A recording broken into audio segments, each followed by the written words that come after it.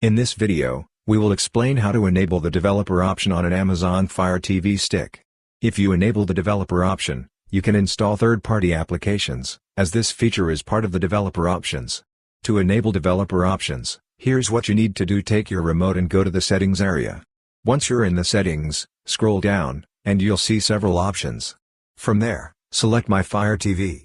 Click on My Fire TV, and then you'll see the About option. Click on About. When you do that, you'll see either Fire TV Stick HD or Fire TV Stick. After selecting that, on your remote, you'll see the OK button. You need to click the OK button 7 times continuously.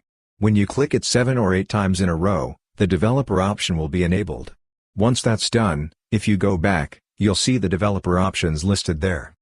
And that's how you can easily enable developer options on your Amazon Fire TV stick. We hope this video was helpful for you. If you found it useful, consider subscribing. See you in the next video.